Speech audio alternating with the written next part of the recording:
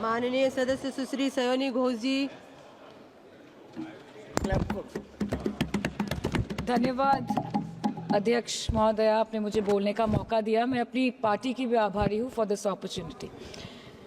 Madam, supplementary demand for grants is a constitutional pre-arrangement, and I agree that it should definitely not be objected. But it also raises the question as to why does the government need further allocation when it has not been able to spend what it already has. In financial year 24, government's final consumption expenditure was 14%, but it decreased to 4.4% in financial year 25 second quarter. This means that the government has spent much less this year as compared to last year. In the first quarter of 24-25, government spending was 4.15 lakh crore, and many cited model code of conduct a reason for spending less. But in the second quarter, it further decreased to 4.1 lakh crore. Madam, to my simple understanding, this grant is being demanded from the exchequer, but this is the money which is collected from the people, and it is meant to be spent for the people. Since Professor Shougata Rai has already spoken about the technical aspect, today I choose to speak on what this government has delivered to the people of this country, the utilization of resources and departments it's seeking additional grants for, and also its complex relationship with the state of West Bengal. Sir, इनके bulldozer के चलते madam Bharat के लोग सवाल पूछना भूल गए, और भारत की जनता आजकल इतनी भूखी है कि खाने को धोखा भी खा लेती है। मैडम, भारत में एक मिडिल क्लास जो एक साल पहले एक वेजिटेरियन थाली 100 रुपए में खाता था, आज वही वेजिटेरियन थाली 152 रुपए की हो गई। टमाटर की कीमत 247% बढ़ गई, आलू की कीमत 180%, लहसुन 128% और तेल, नमक, आटा, मैदा 18%। पहले आम आदमी पॉकेट में पैसा लेके बाजार जाता था और थैली भरकर सामान लाता था, लेकिन अमृत काल में आदमी थैली भरकर पैसा लेके जाता है और पॉकेट में आलू, टमाटर, प्याज लेके घर वापस आता है। सर, माननीय वित्त मंत्री ने पहले कहा था कि बहुत हो गई महंगाई की मार, अब की बार मोदी सरकार, और आज उनके विचार में inflation is an international problem, महंगाई एक अंतरराष्ट्रीय समस्या है। तो विश्व गुरु, विश्व बंधु इस अंतरराष्ट्रीय समस्या का समाधान क्यों नहीं कर पा रहे हैं? Ma'am, 74% of Indians are unable to afford a healthy diet. The household savings have plunged to a 50-year low. Around 48% of the households in this country are facing a financial crisis क्योंकि उनका खर्चा उनकी कमाई से ज्यादा है. The economic inequality in India is a 100-year high. The country's GDP growth rate for the second quarter 24-25 decreased to 5.4%, which is the lowest in 2 years. The government's total debt has reached a staggering 176 lakh crore, and the total debt is expected to soar up to 185 lakh crore by the end of the financial year. आज आपके उधार की वजह से हर हिंदुस्तानी पर 1.25 लाख का बोझ चढ़ गया, और आप उनकी मजबूरी को अपनी ताकत समझते हैं।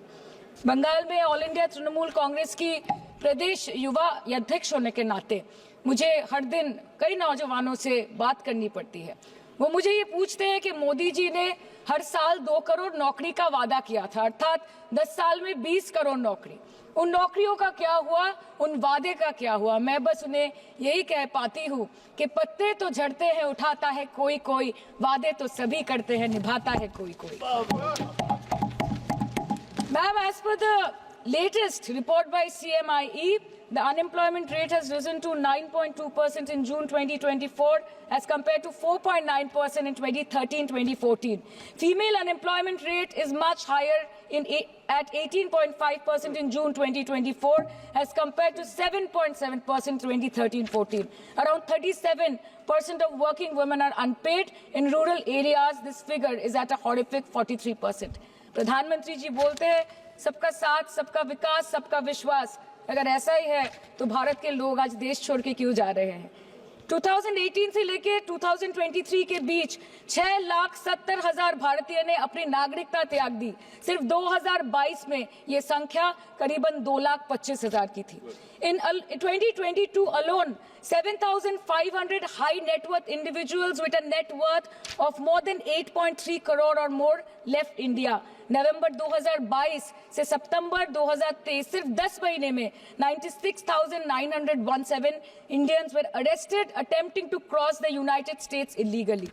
मोदी जी कहते हैं कि वो सबके साथ है, मगर ये आंकड़े बोलते हैं जो सबका होता है वो किसी का नहीं होता। और बंगाल के साथ तो कुछ अलग ही रिश्ता है इनका। The relationship is that of quid pro को, ठुकरा के मेरा प्यार मेरा इंतकाम देखेगी। मतलब वोट है तो नोट है और वोट नहीं तो नोट नहीं। As per the available reports, as on 19 July, rupees 1.23 lakh crore is already due from the government of West Bengal against flagship programs like Manrega, PM Awas Yojana, Gram Sadak Yojana, National Health Mission, Central Food Subsidy. Further, 40,806 crore is projected dues against these schemes, bringing the total amount to a staggering 1.71 lakh crore. Madam, health care की schemes में सिर्फ fund हमको दिया नहीं जाता क्योंकि colour coding match नहीं करता है। सो आप सबका साथ सबका विकास जो बोलते हैं, is it hinging on colour coding? आपको रंग पसंद नहीं तो आप बंगाल के लोगों को पैसा नहीं दोगे और फिर आप आके बोलते हो कि हम बंगाल में जीत क्यों नहीं पाते। Ma'am, this is the reason, this stepmotherly attitude, जिसके लिए बंगाल के लोग हर बार इनको बड़े बड़े रसगुल्ला खिलाकर वापस दिल्ली भेज देते हैं। Even after making several attempts to crush our aspirations and our economy, Bengal government stands tall and true towards the commitment towards its people. Bengal में सिर्फ दीदी है तो मुमकिन है। The West Bengal government started transferring money to the bank accounts of 21 lakh people who worked for 100-day scheme without receiving any payments from the central government for Manrega. Even before Ayushman Bharat, in Bengal, Shastra Shati, a cashless scheme was launched, providing treatment cost up to 5 lakh for per person belonging to any strata of the society. आज कलकत्ता के किसी आलिशान private hospital में जहाँ पे एक अमीर आदमी की चिकित्सा होती है, वही बगल वाले बेड में एक गरीब मजदूर, एक गरीब किसान की भी ट्रीटमेंट होती है। यही है ममता बनर्जी का विकास। और आपके अमृत काल में the cost of medical treatment has been doubled in the last 5 years। आप फार्मास्यूटिकल्स की, सर आरजीकर पे बात ना बोले, आपकी सीबीआई पे अभी तक कुछ बोल नहीं पाए। हम लोगों ने जो, हमारी पुलिस ने जो बोला था, they are still sticking to that. So उसके बारे में मत बात करें, ठीक है? आप उत्तर प्रदेश के बारे में बात करें ना sir. Sir, medical inflation is at 14%। Regularly लिए जाने वाले दवाइयों की कीमत 50% बढ़ गई। आप सिविल एविएशन के लिए ग्रांट्स मांग रहे हैं। एक एक डोमेस्टिक फ्लाइट, उसकी राउंड ट्रिप की टिकट 20 से 30 हजार में बिक रही है। आम आदमी आज हवाई चप्पल पहन के हवाई जहाज नहीं चल रहा, आम आदमी हवाई चप्पल बेच के हवाई जहाज चल रहा है। You are demanding funds for education but conveniently ignoring the fact that 11 lakh children have dropped out of school according to your own data. आज भारत में सिर्फ 47.51% स्कूलों के पास कंप्यूटर की फैसिलिटीज है और उसमें 33% के पास internet connection. In law and justice, you are not been able to provide legal aid to more than 1% of the eligible population. In public enterprises, 5.1 lakh public sector jobs have disappeared in the last 10 years. Railway में करीबन 2.5 lakh post बाकी हैं और उसमें से vacancy है in critical safety categories. नए भारत में आजकल ट्रेन पटरी के ऊपर कम और पटरी के बाहर ज्यादा चलती है। मुझे दुख लगता है इस सदन में ये कहते हुए मैडम कि मैंने अपने लोकसभा क्षेत्र जादवपुर लोकसभा क्षेत्र के लिए एक बारुईपुर कोबी सुभाष मेट्रो एक्सटेंशन की मांग की थी। मुझे डिपार्टमेंट से ये चिट्ठी मिली जिसमें उन्होंने लिखा है that this project is not economically viable and this project is unremunerative। तो आपको अगर सब जगह से पैसा चाहिए तो मुझे ये बात समझ में नहीं आती कि लोग खुद के लिए आपको वोट देते हैं कि आपके फायदे के लिए वोट देते हैं। मैं आपको इतना ही बोलना चाहती हूँ, दिस वाज द रीजन, अपने प्रॉफिट के लिए आज इन्होंने सीनियर सिटीजन का कंसेशन भी बंद कर दिया और सीना ठोक के ये बोलते हैं कि 2022-23 अर्थ वर्ष में हमने 15 करोड़ वरिष्ठ नागरिक से 2242 करोड़ कमाए।